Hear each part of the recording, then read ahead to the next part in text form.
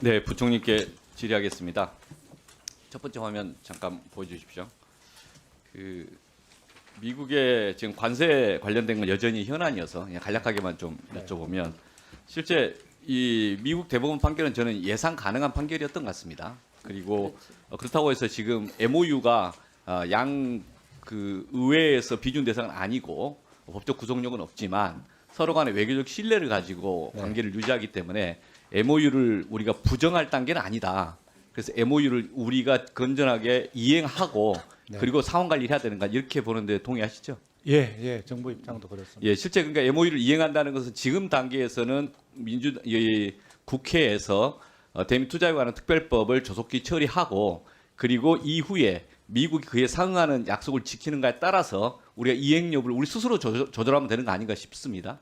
예, 그래서 대미투자 특별법은요, 그게 이제 그 이행을 위한 플랫폼, 기금을 만드는 거하고 기금을 관리할 그 운영 주체를 만드는 두 가지가 되기 때문에 그 부분에 대해서는 국회에서 계속 그 절차대로 진행해 주셨으면 정부로서는 저도 좋겠다고 저 화면에 보시면은 그 미국에서 국제 비상 경제 권한법 외에 다양한 대치 수단을 스스로 갖고 있어서 이 중에 뭘 처리할지에 대한 우리가 이런 것들 뭐 단정하지 말고 네. 좀 상황에 유연하게 대응하고 일관된 기조를 유지하는 게 중요하겠다 싶어서 네. 그 점만 좀 유지하면 국익의 관점에서 좀 차분하게 대응하는 게 맞겠다. 지금 뭐 이렇게 특별하게 더 할 말이 있는 건 아니겠다 이런 생각이 들었습니다. 예, 의원님 말씀대로 지난번 저희들이 MOU 체결한 그 범위 내에서 국익을 하여튼 극대화하도록 저희들이 미국하고 어떤 협의해 나가도록 하겠습니다. 예, 다음에 저 부동산 요즘 이슈가 돼서 한번 좀 말씀을 좀 드려보겠습니다.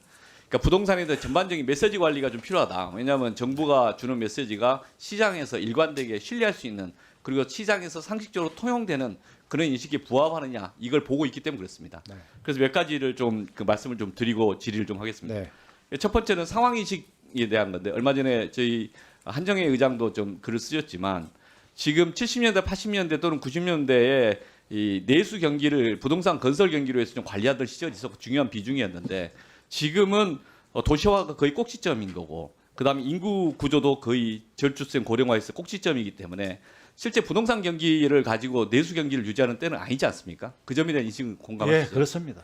예, 실제 지금 상황이 좀 바뀌었다. 그래서 부동산에 지금 3천조 이상의 자금들이 유동자금이 있는데 그 자금이 이 우리나라 저성장을 돌파하는 데 도움이 되지 않다. 그런 의미에서 비생산적인 금융이다 이야기를 하는 거고 그 자금에 머니무브가 필요하다. 이런 점도 공감을 하십니까? 예, 뭐 부동산이 과도하게 어떤 쏠림 현상이 나타나서 그쪽으로 자금이 몰리는 것에 대해서는 이게 생산적으로 전환되는 가능성이 높지가 않은 것은 사실입니다. 예. 그런데 비생산적인 그 자금이 몰려 있음에도 불구하고 그게 유지되는 것은 수익률 때문에 그런 것이고 네.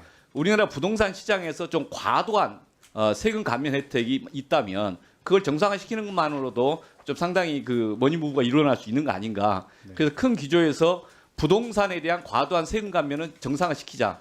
그리고 자본시장에서 이 생산적 기업, 혁신적 기업, 그러니까 혁신적 기업에게 자금이 돌아가도록 하는 그런 의미의 자본시장의 제도 개선 내지는 정책적 기준을 유지하자 이런 방향에 대해서는 계속 유지하고 있는 것이죠. 예, 의원님 말씀에 공감하고 있습니다. 그래서 세금 이야기로 들어가면 부동산을 그 이야기할 때 가격을 잡겠다 이건 적절하지 않고 부동산의 시장의 가격을 정부가 정책으로서 이거다 통제할 수 있다 이런 발상도 기본적으로 적절하지 않다고 봅니다. 그러니까 세금으로 해서 가격을 잡겠다는 게 아니라 세금의 비정상적인 과도한 혜택을 정상화시키겠다. 그리고 다양한 일관된 그 경제 기조를 유지하다 보면 그 결과로서 어떤 안정화가 될 수 있는 것이 특정 가격을 놓고 이렇게 논쟁하는 건 부적절하지 않다. 이런 인식도 공감하십니까? 예, 맞습니다. 정부는 뭐 특정한 가격을 하는 게 아니고요. 정부가 세금으로 과도하게 그쪽에 쏠리도록 그동안에 한 어떤 그런 제도가 있었다면 이걸 정상화해서 이제 제대로 좀 바르게 끌고 가겠다 이런 시각으로 예, 그런 의미에서 세금 정책에 대해서는 계속 비정상을 정상화할 수 있는 부분이 네. 무엇인가 사회적인 인식과 일반적인 공감을 기초로 해서 그 세제 개편의 안을 국회랑 협의하면서 계속 네. 꾸준히 제속해 나가야 된다 이런 거고요. 두 번째는 공급은 여전히 필요한 만큼 공급을 해야 되죠. 공급에 대한 수요를 줄이는 것은 한국은행 총재님 말씀하신 것처럼 지방 분권 균형 발전을 통해서 궁극적으로 가야지만 단기적으로 수도권 집중 현상이 있기 때문에 모든 걸 다 해소할 수는 없어서 부모 필요한 공급은 계속해 나가야 되고 이와 별개로 이제 금융과 대출의 문제가 남아 있는데 금융과 대출의 문제가 실제 제대로 작동되고 있는가 이에 대한 반성과 변화가 충분한가 오늘 이 보고 내용에는 좀 그렇지 않는 거 아닌가 이런 생각이 들어서 그 말씀을 좀 드리려고 합니다. 화면을 한번 좀 보시면 김용문 실장님 최근에 글 하나 쓰셨는데 많은 분들이 이걸 이용했습니다. 저는 그 기본 문제에 공감을 합니다.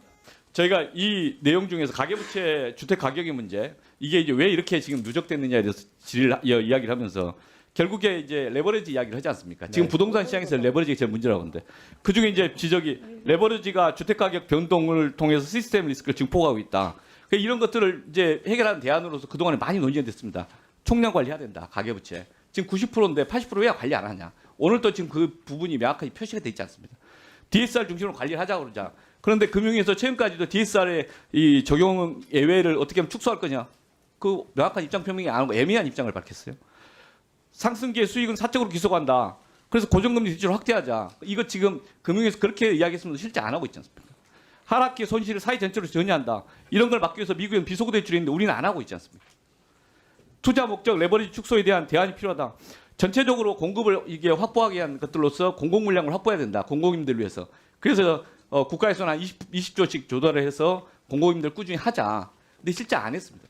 저희가 이제 정책적 문제의 상황인식이 정확히 있다면 이제는 정책적 과제를 가지고 하나씩 이행하는 게 필요한 것 같다.